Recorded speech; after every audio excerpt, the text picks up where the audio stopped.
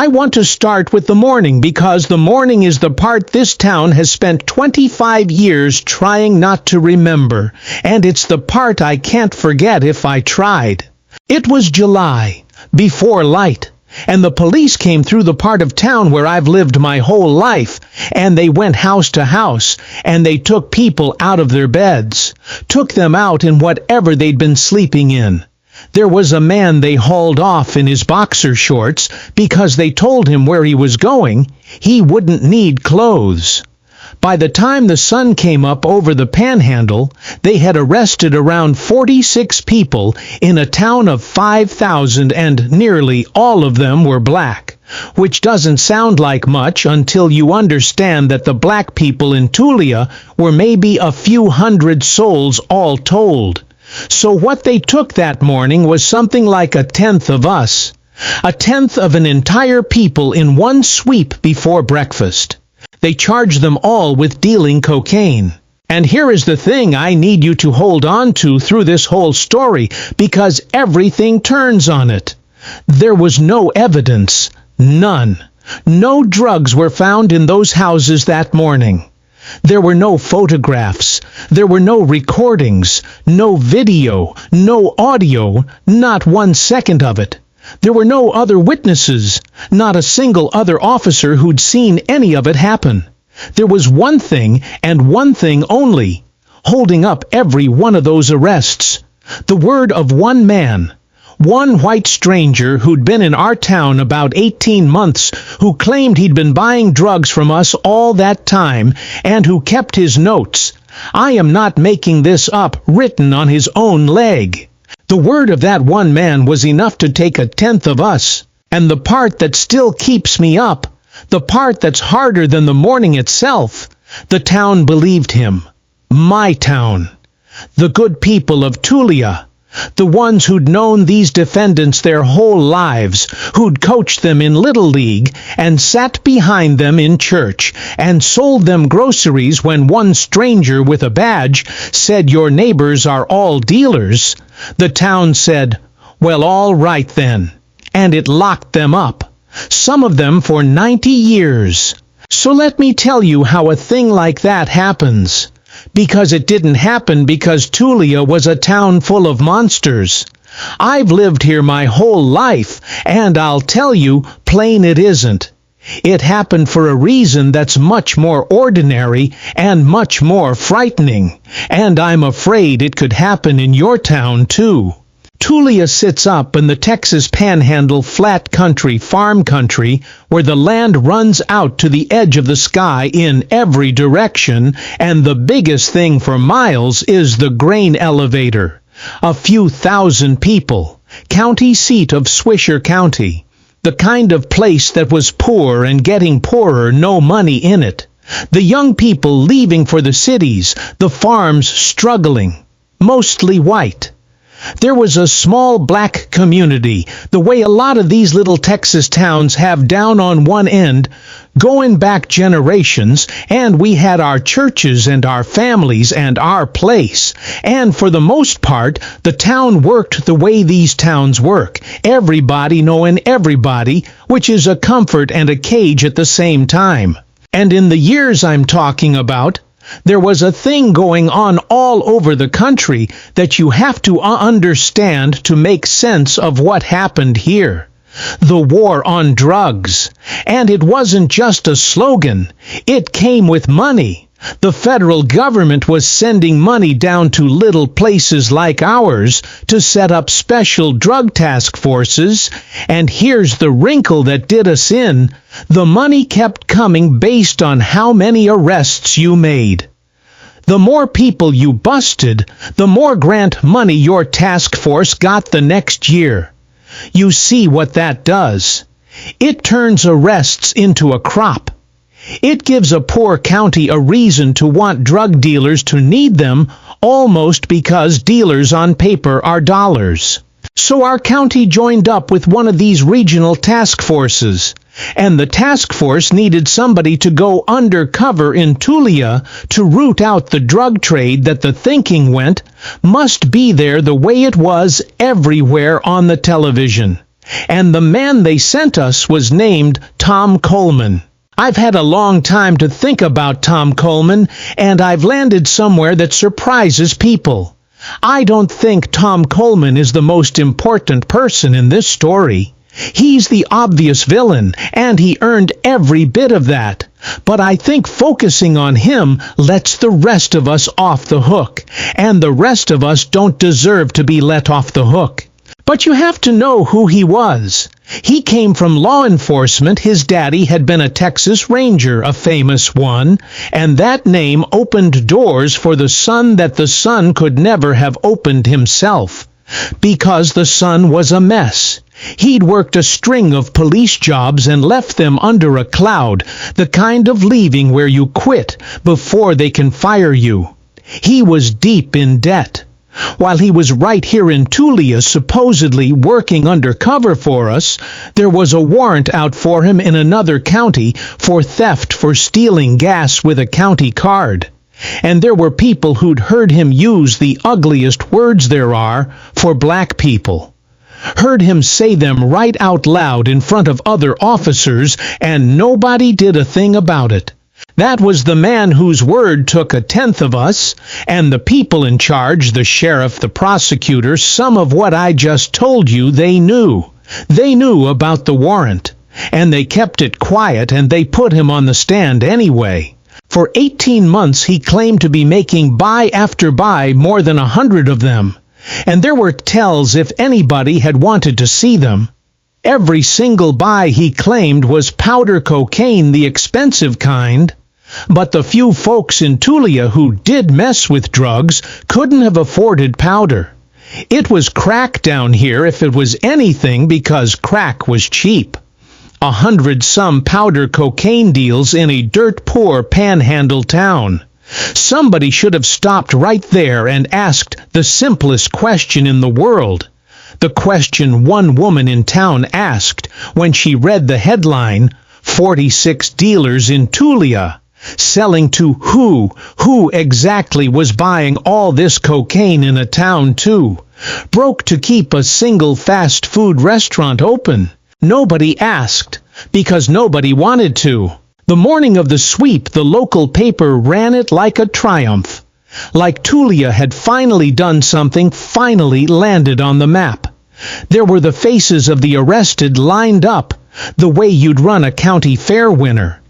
The story was that we'd cleaned house, that the rot had been cut out, and not long after the state of Texas named Tom Coleman its outstanding lawman of the year, and there's a photograph of him shaking hands being honored, smiling by the Attorney General of Texas himself, a man who'd later go on to the United States Senate. The whole machine, top to bottom, blessing it. And then came the trials, and the trials are where the ordinary horror of this really lives, because the trials weren't a riot or a lynch mob. They were quiet. They were polite.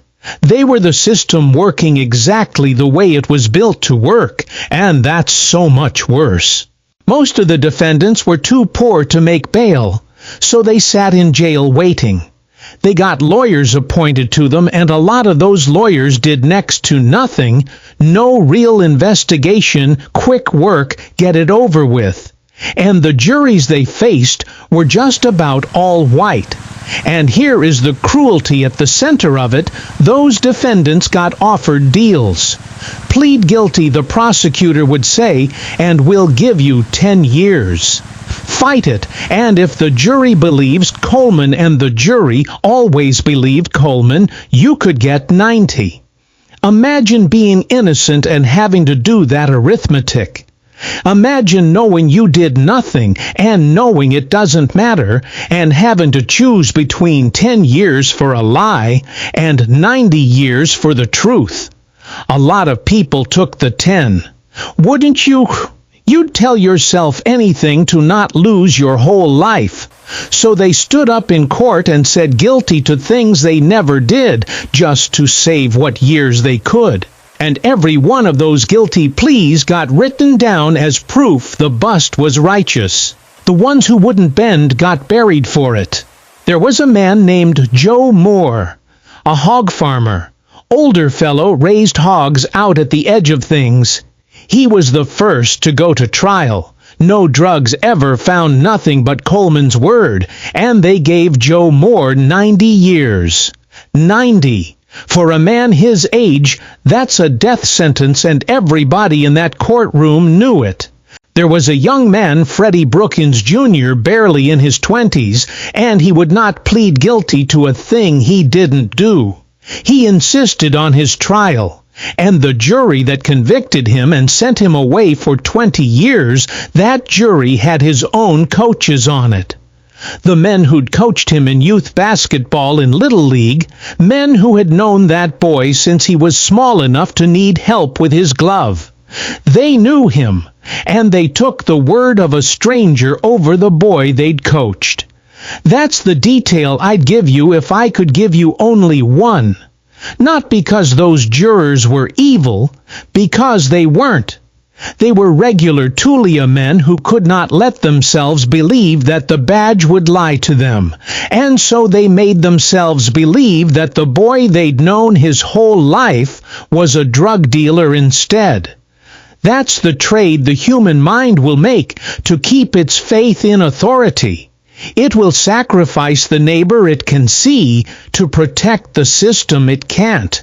The sentences ran up into the hundreds of years across all the cases. The prosecutor went after them hard, went hardest. Some said at the ones with clean records and decent families, the ones who looked most like they had something to lose. The only people he let go were the ones with alibis so airtight even he couldn't get around them.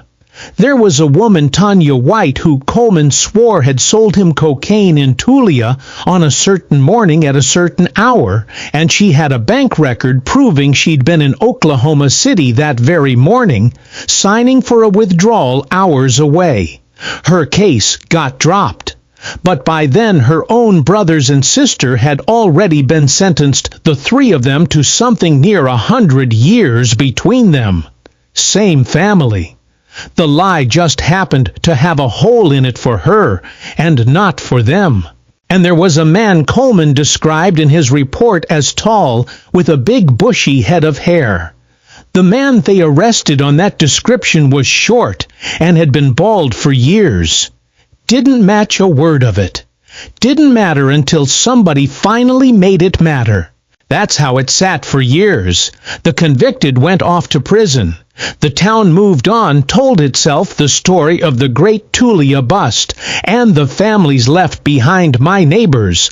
My people lived with the holes where their sons and husbands and daughters used to be. And the rest of the town, the comfortable part, did the thing towns do best with an injustice they half suspect. It looked away. It let the quiet settle back over everything, the same quiet that let it happen. But it didn't hold. And I want to be honest about why it didn't hold, because the truth of it is humbling for a town like mine. It didn't hold because of a few people who would not let go, and almost none of them were the powerful ones, and most of the ones who finally cracked it open weren't even from here. There was a preacher, a white man, who looked at what had happened and couldn't square it with his conscience, and he started a little group to fight it. Just a handful of people at first, holding meetings, making noise nobody wanted to hear. There was a journalist who dug into Tom Coleman's past and laid it all out. The warrant, the firings, the lies, the leg notes in a long piece that got read far beyond Texas.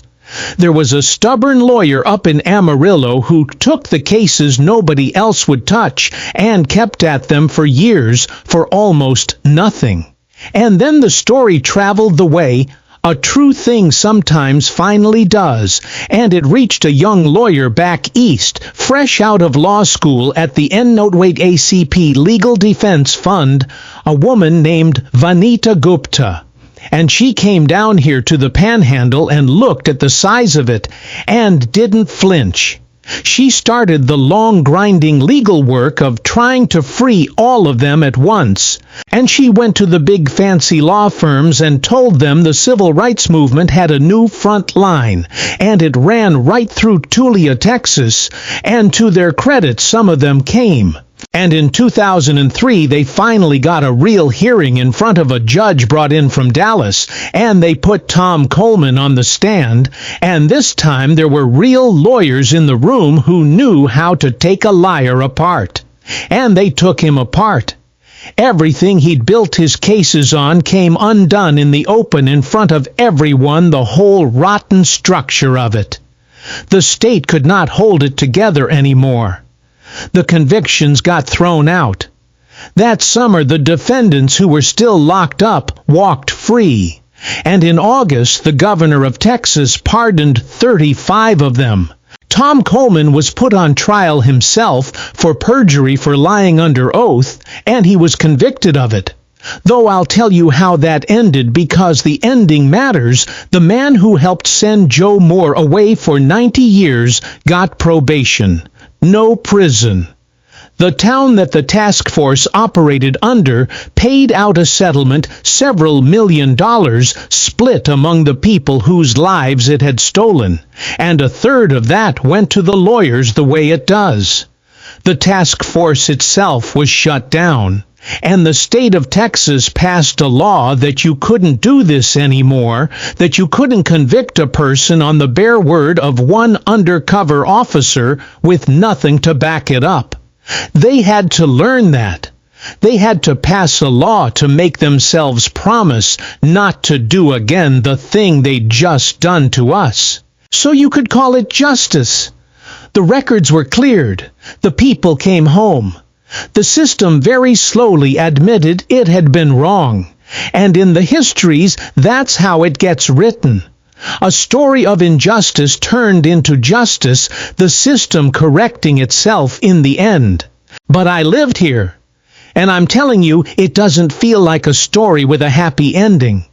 It feels like a story about how much it costs to undo even one morning's worth of harm, and how the cost never gets paid back, not really. Because what did they come home to? Joe Moore was an old man by the time he got out, and he'd spent 4 years of the few he had left in a cell for nothing.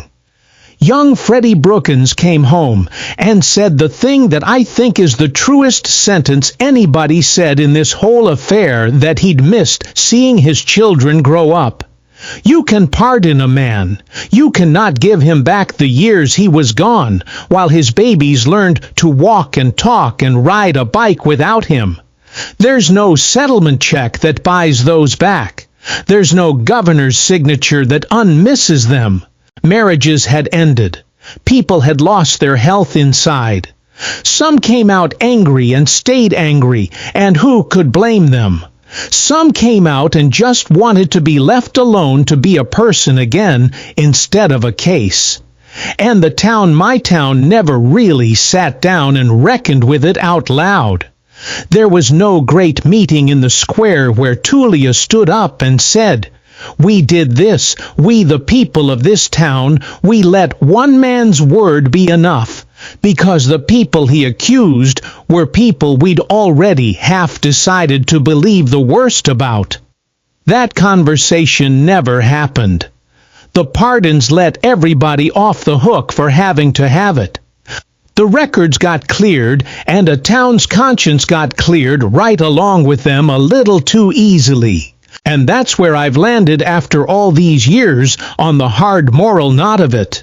The easy version of this story has one villain, and his name is Tom Coleman, and if you just get rid of the bad apple, the barrel's fine. And Coleman was a liar and a racist and a thief, and he belongs at the bottom of this. I won't say one soft word for him. But if Tom Coleman is the whole story, then the rest of us are just his victims too, and that's not true. Tom Coleman couldn't have done a thing to us by himself. He was one man with a story. It took a whole town to make his story come true. It took a sheriff and a prosecutor who chose not to look too hard. It took lawyers who didn't fight. It took jurors, decent men.